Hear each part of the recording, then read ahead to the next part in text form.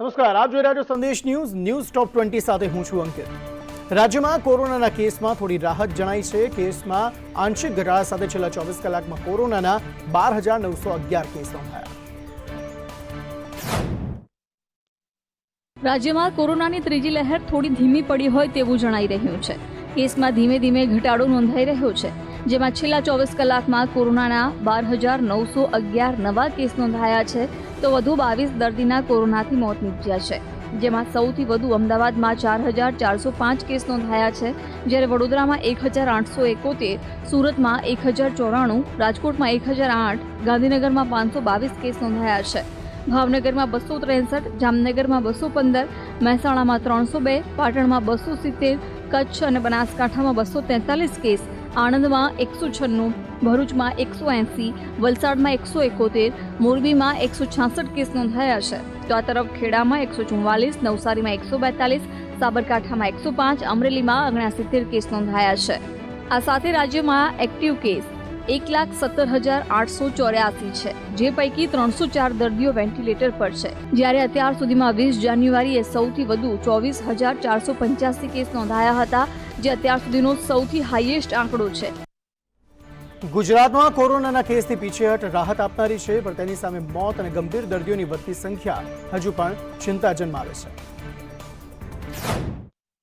કોરોનાની ત્રીજી લહેર વધારે સંક્રમિત કરે છે, પણ ઘાતક નથી એવો માનવાની ભૂલ ન કરવી જોઈએ, કેમ કે ગુજરાતમાં કોરોનાથી થતા મૃત્યુનો આંકડો સતત વધી રહ્યો છે। 22મી જાન્યુઆરીએ જ્યાં 15 મોત હતા, ત્યારે 23મી જાન્યુઆરીએ વધીને 19, 24મી જાન્યુઆરીએ 25, 25મી જાન્યુઆરીએ સૌથી વધુ 28 અને 26મી જાન્યુઆરીએ વધીને 21 મોત થયા। તેની સાથે વેન્ટિલેટર પર રહેલા દર્દીઓની સંખ્યા જોઈએ તો 22 જાન્યુઆરીએ 244, 23 જાન્યુઆરીએ 258, 24મી જાન્યુઆરીએ 284, 25 જાન્યુઆરીએ 255 અને 26મી જાન્યુઆરીએ આ સંખ્યા વધીને 309 થઈ ગઈ। એટલે કોરોનાના ઘટતા કેસ જોઈને જ રાહત અનુભવી ન શકાય। મોત અને ગંભીર દર્દીઓની સ્થિતિ પર નજર રાખવાની ખાસ જરૂર છે। અમદાવાદની અસારવા સિવિલમાં 9 દર્દીઓ વેન્ટિલેટર પર છે, 20 બાયપેપ પર અને 52 દર્દીઓ ઓક્સિજન પર છે, જ્યારે સોલા સિવિલમાં 19 દર્દીઓ વેન્ટિલેટર પર, 18 દર્દીઓ બાયપેપ પર અને 9 દર્દીઓ ઓક્સિજન પર છે। ચૂંટણીઓ આવતા જ સમાજોને રીઝવવાની રાજકીય પક્ષોમાં હોડ જામી ગઈ છે।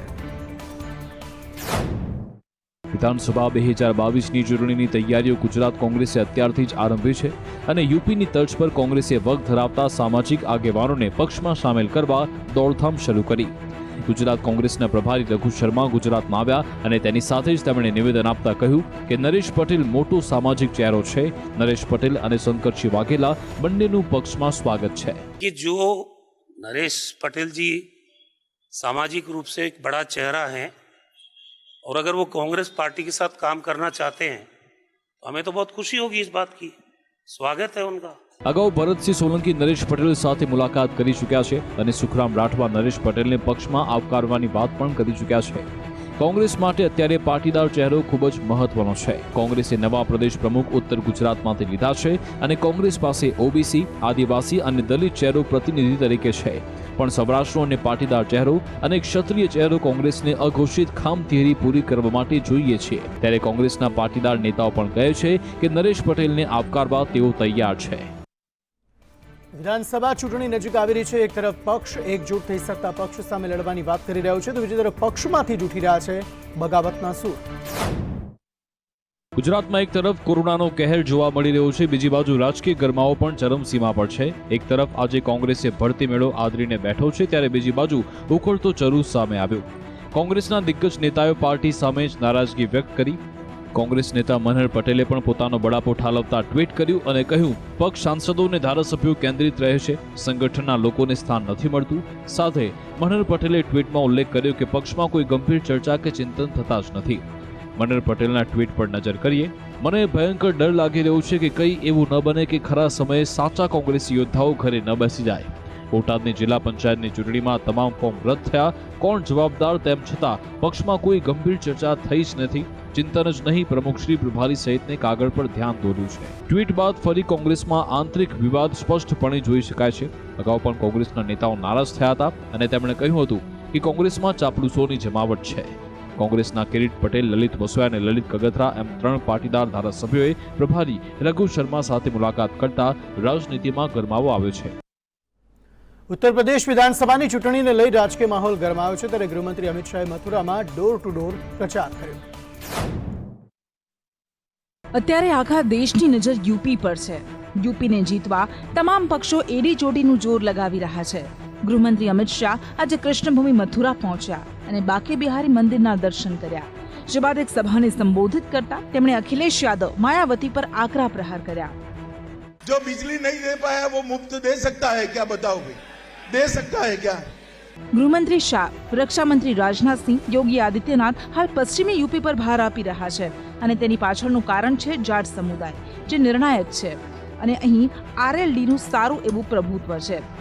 ભાજપે જયંત ચૌધરીને અખિલેશ સાથે गठबंधन पर કહ્યું કે તેઓ ભાજપ સાથે આવી શકે છે. इलेक्शन के बाद में संभावनाएं खुली रहती हैं. हमारा दरवाजा आपके लिए खुला है. જયંત ચૌધરીએ ભાજપના આમંત્રણ પર વળતો પ્રહાર કર્યો. जो 700 किसान परिवारों को आपने उजाड़ा, आप उनको अपने ड्राइंग रूम में बैठाइए, उनके साथ न्याय कीजिए. पहले जो हमारा घर है हम वहीं बैठे हैं. આમ યુપી ચૂંટણીને લઈને વાર વળતા પ્રહારનો દોર ચરમ પર છે અને રાજનીતિ ગરમ છે. કોંગ્રેસ નેતા રાહુલ ગાંધીએ મિશન પંજાબની શરૂઆત કરી છે. પંજાબ વિધાનસભાની ચૂંટણીને લઈને પહેલી વખત કોંગ્રેસ નેતા રાહુલ ગાંધી પંજાબની મુલાકાતે પહોંચ્યા. તેમણે અમૃતસરની મુલાકાત લીધી, હરિમંદિર સાહેબમાં માથું ટેકવ્યું, લંગર પણ ખાધું, તો દુર્ગ્યાણા માતા મંદિર અને શ્રીરામ તીર્થ ક્ષેત્ર પણ ગયા. આ સમયે તેમની સાથે મુખ્યમંત્રી ચરણજીતસિંહ ચન્ની અને પ્રદેશ અધ્યક્ષ સિદ્ધુ પણ હાજર રહ્યા હતા. આ ઉપરાંત જાહેર કરાયેલા તમામ ઉમેદવારો સાથે પણ તેમણે મુલાકાત કરી. જોકે રાહુલ ગાંધીના આ કાર્યક્રમને લઈને પક્ષમાં અસંતોષ હોવાની અટકળો લગાવાઈ, કારણ કે તેમાં મનીષ તિવારી, રમનીતસિંહ બિટ્ટુ, જસબીરસિંહ ગિલ, પરનીત કૌર અને મોહમ્મદ સાદિક ગેરહાજર રહ્યા હતા. પરંતુ તેને લઈને કોંગ્રેસે સ્પષ્ટતા આપી કે આ કાર્યક્રમ માત્ર 117 ઉમેદવારો માટે જ હતો. અમૃતસર બાદ તેઓ જાલંધર પહોંચ્યા. પંજાબમાં અમૃતસર ઇસ્ટ હોટ સીટ છે.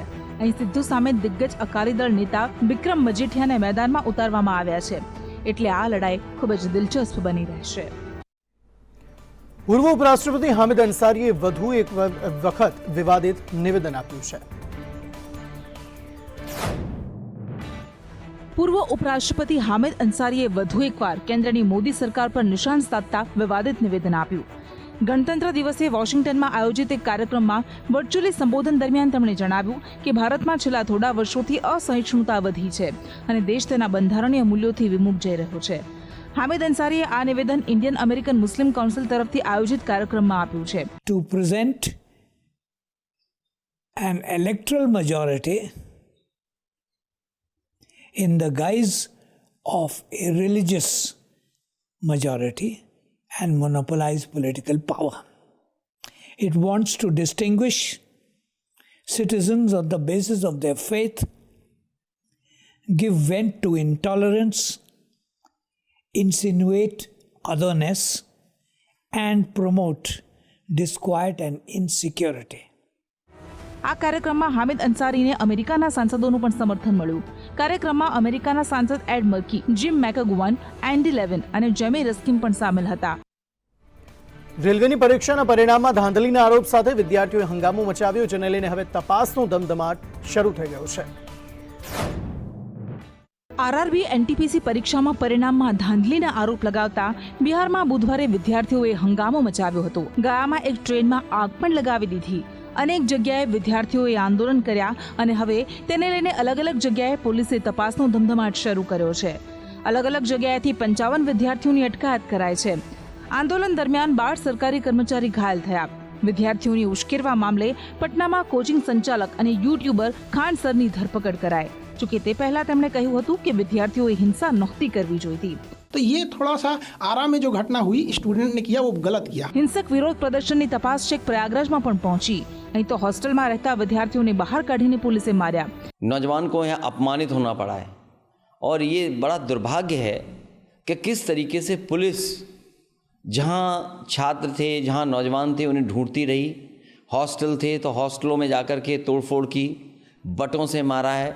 આમ આંદોલનની આગે જાહેર સંપત્તિને મોટું નુકસાન પહોંચાડ્યું તો વિદ્યાર્થીઓ ન્યાયની માંગ કરી રહ્યા છે. ગુજરાતના મહાનગરોના કોર્પોરેશન્સ દ્વારા બજેટની જાહેરાત કરવામાં આવી છે. અમદાવાદના મેયરે વર્ષ 2022-23 માટેનું એએમટીએસ વીએસ હોસ્પિટલ અને એમજે લાઇબ્રેરી માટેનું બજેટ રજૂ કર્યું છે. ડ્રાફ્ટ બજેટમાં મોટો વધારો કરાયો છે. સાથે જ એએમટીએસમાં કેટલાક લોકોને મફત સારવાર આપવાની પણ જાહેરાત કરાઈ છે.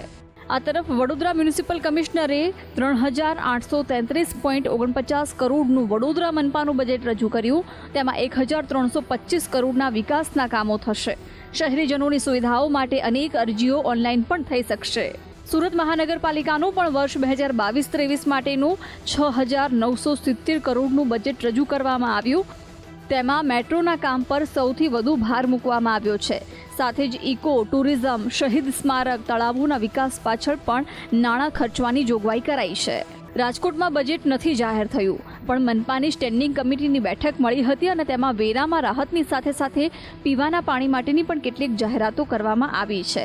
દર વર્ષે બજેટ જાહેર કરીને વાયદાઓ તો કરી દેવાય છે, પણ આશા રાખીએ કે મહાનગરોમાં એ પ્રમાણે કામ પણ થાય અને સુવિધા પણ મળે. ગાંધીનગરમાં સફાઈ કર્મીઓ સરકાર સામે જંગે ચઢ્યા છે. હાથમાં પોસ્ટર્સ અને બેનર્સ લઈ અર્ધનગ્ન થઈ વિરોધ કરતા ગાંધીનગર મહાનગરપાલિકાના આ સફાઈ કર્મીઓની માંગ છે કે તેમને કાયમી કરાય. છેલ્લા 1 મહિનાથી કાયમી કરવાની માંગ સાથે આ વર્ગ 4ના કર્મચારીઓ આંદોલન કરે છે, પણ ગાંધીનગરના મેયર સ્પષ્ટ કર્યા છે કે આ કોન્ટ્રાક્ટ બેઝ કર્મચારી છે અને એજન્સી દ્વારા આવેલા છે, એટલે તેમને મહાનગરપાલિકા કાયમી ન રાખી શકે. તેમને છૂટા કરી દેવાની ચીમકી પણ મેયરે ઉચ્ચારી. આ સમયથી અમે બેઠા છે, બરોબર છે, ત્યાર આજ સુધી અમને ન્યાય મળ્યો નથી. આજે 30 ધારા થયા, હજુ સુધી કોઈ લેખિતમાં અમને રજૂઆત કરે કે અથવા લેખિતમાં કોઈ અમને જાણ કે માહિતી મળેલ નથી. જેના અનુસંધાને અમારી હડતાળ અમે સતત ચાલુ રાખી છે અને રાખતા રહીશું જ્યાં સુધી અમને પૂરો ન્યાય ના મળે. આ તરફ ગાંધીનગરના સ્વચ્છ ભારત મિશન યોજનાના કર્મચારીઓ પણ પગાર વધારાની માંગ સાથે મેદાનમાં છે. 10 વર્ષથી કામ કરતા કર્મચારીઓનો પગાર 7,000 છે. દર વર્ષે 15% લેખે મળવાપાત્ર વધારો 10 વર્ષથી નથી મળ્યો. ટ્રાવેલ એલાઉન્સ કે મોંઘવારી ભથ્થું પણ ન મળતા સફાઈ કર્મીઓએ સચિવાલય ગ્રામ વિકાસ કમિશનરને રજૂઆત કરી. પગાર વધારો હોય કે નોકરી સલામત રાખવાની માંગ હોય, સફાઈ કર્મીઓ હવે સરકાર પાસે જવાબ માંગી રહ્યા છે. શું ફેસબુકમાં મૂકેલી એક પોસ્ટ હત્યા કરાવી શકે? આવી જે ઘટના બની ધંધુકામાં. આખા શહેરની તમામ દુકાનોને વાગેલા તાળા, સુમસામ રસ્તાઓને અજંપા ભરી સ્થિતિ. આ દ્રશ્યો છે ધંધુકાના અને આ પરિણામ છે સોશિયલ મીડિયા પરની એક પોસ્ટનું. ફેસબુક પર મૂકેલી એક પોસ્ટ એક યુવાનના મોતનું કારણ બની અને આખા શહેરની શાંતિ હણી ગઈ.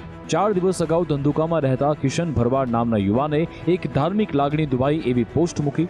સોશિયલ મીડિયામાં મૂકેલી આ પોસ્ટે મુસ્લિમ સમાજમાં અસંતોષ ફેલાવતા કિશન ભરવાડે આ પોસ્ટને હટાવી. જો કે પોસ્ટ હટાવ્યા બાદ મુસ્લિમ સમાજ ગુસ્સામાં હતો. ત્યારબાદ 2 યુવાનોએ બાઇક પર આવી ધંધુકાના મોઢવાડાના ડેલા પાસે કિશન પર 2 રાઉન્ડ ફાયરિંગ કર્યું અને નાસી ગયા. સારવાર દરમિયાન કિશનનું મોત થયું અને ભરવાડ પરિવાર સહિત સમગ્ર શહેરમાં અરેરાટી ફેલાઈ ગઈ. એક પોસ્ટ યુવાનનો જીવ લઈ ગઈ અને સાથે જ બંને સમાજમાં રોષ ભભૂક્યો. સમગ્ર ધંધુકા શહેરે આ મુદ્દે બંધ પાડ્યો. સમય સૂચકતા વાપરી અમદાવાદ એસપીએ પીઆઈની બદલી કરી અને રોષ શાંત પાડ્યો અને એસઓજીએ 2 આરોપીની ધરપકડ કરી. હિન્દુ સમાજની માંગ છે કે હત્યારાઓને ફાંસી અપાય. અહંકાર અને ધાર્મિક લાગણીઓના નામ થયેલી આ હત્યાએ ધંધુકા શહેરને હચમચાવી નાખ્યું છે. ફરી એકવાર સુરતમાં એક 15 વર્ષની કિશોરી ગેંગ રેપનો શિકાર બની છે. સુરત ફરી એકવાર શર્મસાર થયું છે. ફરી એકવાર એક 15 વર્ષની કિશોરી નરાધમોની હેવાનિયતનો ભોગ બની છે. મિત્ર ભાવે એક યુવક પર વિશ્વાસ કરવો આ 15 વર્ષની માસૂમને ભારે પડી ગયો.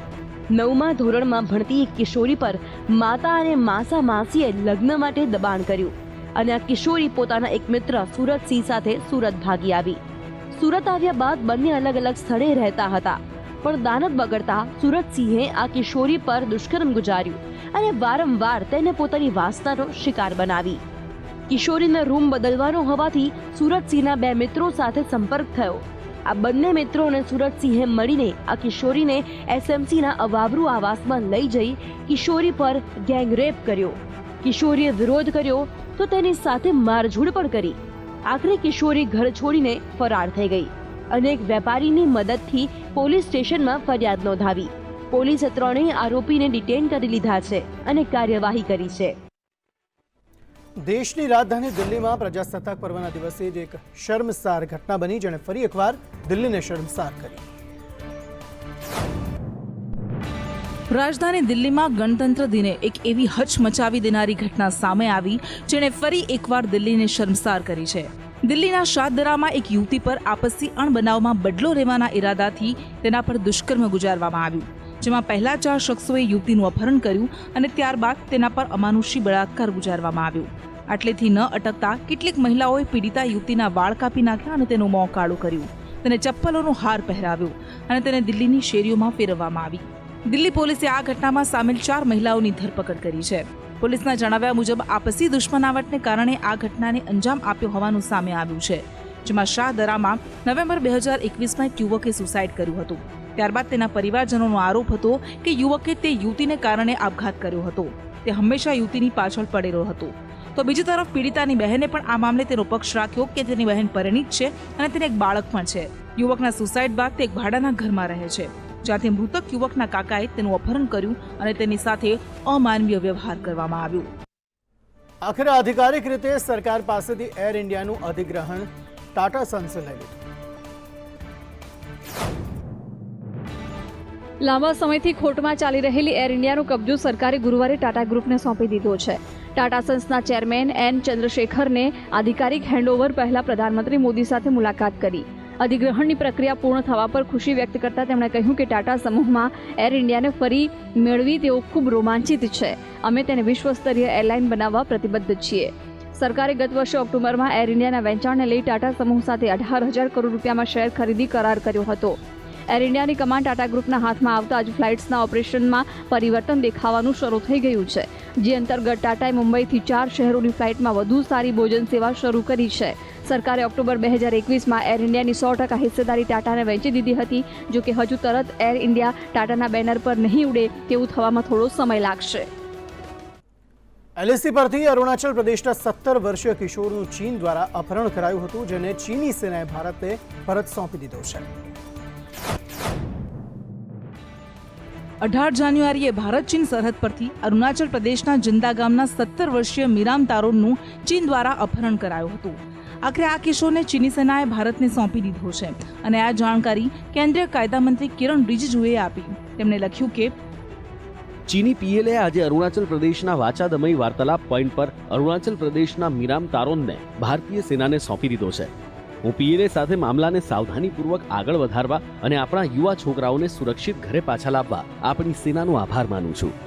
18 જાન્યુઆરીએ મીરામ અને તેના મિત્રનું ચીની સેનાએ અપહરણ કર્યું હતું. તેનો મિત્ર કોઈ રીતે ચીની ચંગુલમાંથી ભાગી ગયો અને ભારતીય સેનાને આ બાબતે જાણકારી આપી. ચીન આરોપોને નકારતું રહ્યું, જો કે 20 તારીખે ચીને અજ્ઞાત છોકરો મળવાની અને તે ભારતીય હોવાની વાત સ્વીકારી હતી. રશિયા અને યુક્રેનના તણાવના કારણે યુદ્ધની આરે આવી ગયેલી દુનિયા માટે પેરિસથી રાહતના સમાચાર આવ્યા.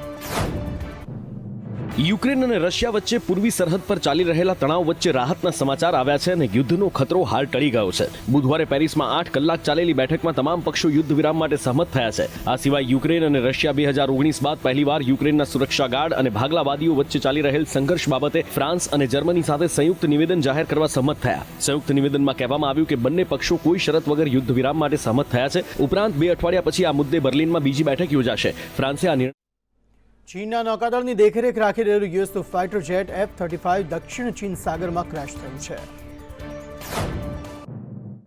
ચીનના નૌકાદળની દેખરેખ કરી રહેલું યુએસ ફાઇટર જેટ F-35 દક્ષિણ ચીન સાગરમાં ક્રેશ થયું.